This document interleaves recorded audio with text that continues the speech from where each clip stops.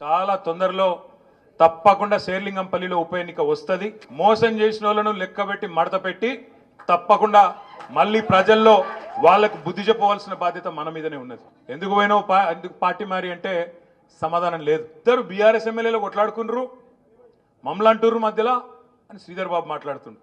అతి తెలివి ప్రదర్శిస్తున్న మంత్రి గారు, సరే నువ్వు చెప్పింది ఒక్క నిమిషం నిజమే అనుకుందాం, మరి ఆయనకు కండువా కప్పిన సన్నాసేవాడు ఆ బీఆర్ఎస్ ఎమ్మెల్యేల ఇంటింటికి తిరిగి వాళ్ళ కాళ్ళు మొక్కుకుంటా వాళ్ళ కాళ్ళు పట్టుకొని పోచారం శ్రీనివాసరెడ్డి ఇంటికి పోయి, కడియం శ్రీయర్ ఇంటికి పోయి, కేశవరావు గారి ఇంటికి పోయి కాళ్ళు మొక్కి కండువాలు కప్పుతున్న దౌర్భాగ్యుడు సన్నాసి వెధవ ఎవడు చెప్పు చెప్పు శ్రీధర్ బాబు నేను అడుగుతున్నా.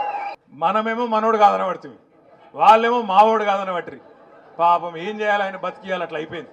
ముఖ్యమంత్రి చెప్పు దమ్ముంటే, నువ్వే చేర్చుకున్నావు కదా ఇంటింటికి తిరిగి 10 మందిని. ఇవాళ ఏమైంది వాళ్ళ బతుకు? జూబ్లీ బస్ స్టాండ్ అయింది. ఆ 10 మంది ఎమ్మెల్యేల బతుకు జూబ్లీ బస్ స్టాండ్ అయింది. నువ్వు కాదనబడుతుంది, మేము కాదనబడబట్టి రేపు ప్రజలు కూడా చీకొడతారు, బుద్ధి పక్కా చెప్తారు. మొన్న హైకోర్టు తీర్పుతోని గుండెల దడ మొదలైంది. ఎక్కడ ఉప ఎన్నికలు వస్తాయో, ఎక్కడ వీళ్ళందరి విషయంలో మళ్ళీ ఎన్నికలు రాక తప్పదు, వచ్చినప్పుడు ఖచ్చితంగా ప్రజలు బుద్ధి చెప్తారు. కాబట్టి వీళ్ళని ఎట్లన్నా కాపాడుకోవాలి అనే ఉద్దేశంతో పదవుల కోసం ఇవాళ నీతి బాహ్యమైన రాజకీయం ముఖ్యమంత్రి ఆయన మంత్రులు చేస్తూ ఉన్నారు. ఏదో ఒకటి చేసి ఎన్నికలు రాకుండా కాపాడుకునేందుకు నువ్వు చేస్తున్న దిక్కుమాలిన రాజకీయం ఇలా గల్లీలో చూస్తున్నారు, ఢిల్లీలో నీ పార్టీ వాళ్ళు కూడా చూస్తున్నారు. నేను ముఖ్యమంత్రి గారిని ఒకటే అంటా ఉన్నా, ఎక్కువ కాలం ఇట్లా డ్రామాలతోని అటెన్షన్ డైవర్షన్ గేమ్లతోని ఎక్కువ కాలం రాజకీయం నడవదు. ఎన్ని మాటలు చెప్పిండ్రు. ఇలా ఒక్క పెద్ద మనిషికి రాష్ట్రంలో, ఒక్క అవ్వకు, ఒక్క తాతకు 4,000 రూపాయలు వచ్చిందా? 4,000 కాదు, ఆ 2,000 దిక్కులేవు. జనవరి నెల ఎగ్గొట్టిండు, ఆగస్టు నెలది కూడా ఎగ్గొట్టిండు. రాష్ట్రంలోని రైతులకు చెప్పిండు ఈ మొనగాడు. ఏం చెప్పిండు? నేను గద్దెనెక్కిన మరుక్షణమే సోనియా గాంధీ గారి బర్త్డే డిసెంబర్ 9 నాడు వెంటనే సంతకం పెడతా, 2 లక్షల రుణమాఫీ చేస్తా అని చెప్పిండు. మరి ఇవాళ రాష్ట్ర వ్యాప్తంగా రైతులు ఉడికిపోతా ఉన్నారు, రగిలిపోతా ఉన్నారు. 49,000 కోట్ల రుణమాఫీ ఇవాళ 11-12 కుదించి అందరికి అయిపోయిందని చెప్పి ముఖ్యమంత్రి గారు తప్పించుకునే ప్రయత్నం చేస్తూ ఉన్నాడు. కేసీఆర్ గారు బిచ్చమేసినట్టు 10,000 ఇస్తున్నాడు రైతు బంధు, నేను 15,000 ఇస్తా అన్నాడు. ఇప్పుడు ఆ 10,000కే దిక్కులేదు. రైతు భరోసా కాదు ముఖ్యమంత్రి, కుర్చీకే భరోసా లేదు. ఎప్పుడు విక్తాడో, ఎవడు విక్తాడో, నల్గొండ బాంబా, ఖమ్మం బాంబా, ఆ భయంలోనే బతుకుతున్నాడు 9 నెలల నుంచి తప్ప రైతు భరోసా లేదు. ముఖ్యమంత్రి కుర్చీకే భరోసా లేని పరిస్థితి. ఇంకొక 10 రోజుల్లో బతుకమ్మ పండుగ వస్తున్నది. నీకు నిజంగా ఆడబిడ్డల మీద ప్రేమ ఉంటే ఇప్పటికే 4-5 లక్షల పెళ్లిళ్ళు అయినాయి. నీ ప్రభుత్వం వచ్చినాక 9 నెలల్లో తప్పకుండా తులం బంగారం చొప్పున వెంటనే ఇయ్యాలే. ఇట్లా ఒక్కటి కాదు, తమ్ముళ్ళకి చెప్పిండు, చెల్లెళ్ళకి చెప్పిండు, చదువుకున్న పిల్లలకి. కేసీఆర్ ఉద్యోగాలు ఇయ్యలే అన్నాడు. 2 లక్షల ఉద్యోగాలు ఇస్తాం మొదటి సంవత్సరంలో అని చెప్పిండు. 2 ఉద్యోగాలు కూడా ఇయ్యలే. ఈ రోజుకు మనం ఇచ్చిన ఉద్యోగాలకు ఈయన పోయి కాగితాలు ఇచ్చుకుంటా అవి నేను ఇచ్చినా అని చెప్తున్నాడు. చెప్పేదందుకన్నా కొద్దిగా సిగ్గుండాలనా? దబాయించుడు, ఇష్టం వచ్చినట్టు మాట్లాడుడు, ఒరులుడు, రోజు తెల్లారేసే కేసీఆర్ను బూతులు తిట్టుడు తప్ప ఈ 9-10 నెలల్లో చేసిన పని మాత్రం ఒక్కటి కూడా లేదు. హైదరాబాద్లో మనం ఒక్క సీటు కూడా పొల్లుకోకుండా, కాంగ్రెస్కి ఒక్క సీటు రాకుండా క్లీన్ స్వీప్ చేసినాం. మీ అందరి దయతో, మీ అందరి ఆశీర్వాదంతో లెక్కలేని మెజారిటీలు ఇచ్చి హైదరాబాద్లో ఏకపక్షంగా మీరు ఓటేసిండ్రు. ఏం చేసిండు? అందుకే ముఖ్యమంత్రి పగబట్టిండు. వీళ్ళ సంగతి చెప్పాలని డిసైడ్ అయ్యిండు. ఇలా వాళ్ళు ఎంబడబడ్డాడు. వాళ్ళు అన్నగానికి ఒక న్యాయం ఉంటుంది, మరి గల్లీలలో గరీబ్ వాళ్ళు ఉండే గల్లీలలో ఉండే పేదవాళ్ళకు ఒక న్యాయం ఉంటుందా? ఆ దుర్గం చెరువు FTL పరిధిలో తిరుపతి రెడ్డి ఇల్లు కూడా ఉన్నది.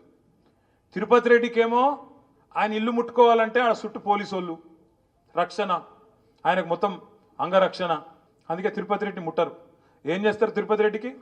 అన్నా నీకు నోటీస్ ఇస్తున్నా, నీ దగ్గరకు కూడా రాను, ఇవ్వకపోతే వాళ్ళు తిడుతురు TRS వాళ్ళు, కాబట్టి నీకు నోటీస్ ఇస్తా, నువ్వు కోర్టుకు పో, నువ్వు పోయి తెచ్చుకో, ఏదో ఒకటి కింద మీద పడి ఒక ఆయుధం తెచ్చుకో, దాన్ని పెట్టుకొని నేను ముట్టా అని చెప్తారు. అదే గరీబ్ గాడు ఉన్నాడు అనుకో, తెల్లారి 3 గంటలకు బుల్డోజర్లు వస్తాయి ఇంటికి. పిల్లగాళ్ళకి వెళ్ళి మేము పుస్తకాలు తీసుకుంటాం సార్, మేము బడికోవాలంటే దయ ఉండదు. ఆడోళ్ళు మేమరే అన్నం ఉడకబెట్టిన మరి అయ్యా పక్క తీసుకుంటాం, బియ్యం పక్కకు తీసుకుంటామంటే దయ ఉండదు. గరీబోళ్ళు చెప్పులు కుట్టుకునే దుకాణాలుంటే వాళ్ళని తీసుకెళ్ళి రోడ్డు మీద పడేస్తారు, బిల్డింగ్లు నిర్దాక్షిణ్యంగా గులగొడతారు. అదే తిరుపతి రెడ్డికి ఒక న్యాయం పెద్దోనికి, పేదవానికేమో బుల్డోజర్లతోని అది కూడా కోర్టు పని చేయని శనివారం ఆదివారం వచ్చి సాయంత్రం పూట పొద్దున పూట వచ్చి కూలగొట్టి నిర్దాక్షిణ్యంగా రోడ్ల మీద పడేస్తూ ఉన్నారు.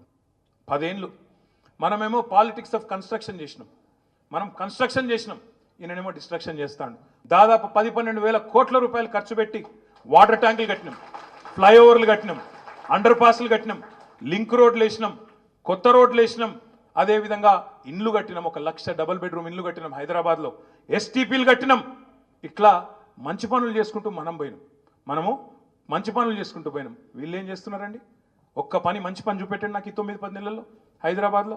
ఏమున్నా ఇది గులగొడతా అది గులగొడతా, ఆ బిల్డర్ను పిలుస్తా ఈ బిల్డర్ను పిలుస్తా, వాని దగ్గర పైసలు గుంజుతా వీని దగ్గర పైసలు గుంజుతా, మాకు తెలిసిందే కదా దందా, రియల్ ఎస్టేట్ దందా, ఇది తప్ప చేసిన మంచి పని ఒకటనుందా? నేను అడుగుతా ఉన్నా. ఇవాళ పెద్ద పెద్ద మాటలు మాట్లాడుతున్నాడు ముఖ్యమంత్రి. ఇచ్చిన పర్మిషన్లు ఇచ్చినోడు ఎవడు వాటికి? వాళ్ళ మీద తీసుకో దమ్ముంటే యాక్షన్. ఎవరు పర్మిషన్లు ఇచ్చిండ్రో పేదవాళ్ళ కడుపు కొట్టుడు కాదు, పేదవాళ్ళను గుంజుడు కాదు. దమ్ముంటే పర్మిషన్ ఇచ్చిన వాళ్ళకి తీసుకో. ఎవడు పర్మిషన్ ఇచ్చిండు? నీ కాంగ్రెస్ గవర్నమెంట్ కాదా? ఇలా పెద్ద పెద్ద మాటలు మాట్లాడుతున్నావు. హైదరాబాద్లో ఎన్ని చెరువులు ఉండే, ఎన్ని మాయమైనవి? ఇది మాయం చేసిన వాళ్ళు నీ కాంగ్రెస్ వాళ్ళు కాదా? మొన్న నాగార్జునది కొట్టిండు పోయి కొట్టినవు, పర్మిషన్ ఇచ్చిందే వాడు నీ కాంగ్రెస్ వాడు కాదా? కట్టిందే నీ కాంగ్రెస్ గవర్నమెంట్లో 2007లో 2008లో. మేము తర్వాత నోటీస్ ఇస్తే హైకోర్టుకు పోయి ఆయన స్టే తెచ్చుకున్నాడు కాబట్టి మనం ముట్టలేదు. ఇలా ఎట్లా మాట్లాడతారంటే ఒక్కొక్కడు కాంగ్రెస్ వాడు మనమాట 10 ఏళ్లలో మొత్తం ఆక్రమణలు ప్రోత్సహించినమాట ఈ సిపాయిలు వచ్చి కాపాడుతుర్రట. ఏమన్నా సిగ్గుండాలి. నువ్వు తవ్వుతే మొత్తం నీ వాళ్ళే వెళ్తారు.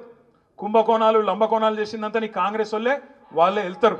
ఇలా నేను చూస్తున్నా. కొట్టు ఎప్పుడు కొడతావు? కొట్టు. పట్నం మహేందర్ రెడ్డి గెస్ట్ హౌస్ ఎప్పుడు కొడతావు? కొట్టు. నీళ్ళలో కట్టిండు కదా, కొట్టు. పొంగులేటి శ్రీనివాసరెడ్డి ఫామ్ హౌస్ కొట్టు. నీ ఎమ్మెల్యేలే కొట్టు మొదలు దమ్ముంటే. నీ ఎమ్మెల్యేలు నీ ఎంపీలు పెద్ద పెద్ద నాయకులు ఎవరైతున్నారో మొదలు వాళ్ళే కూలగొట్టు. కూలగొట్టినాక నువ్వు పేదవాళ్ళ మీదకి రా.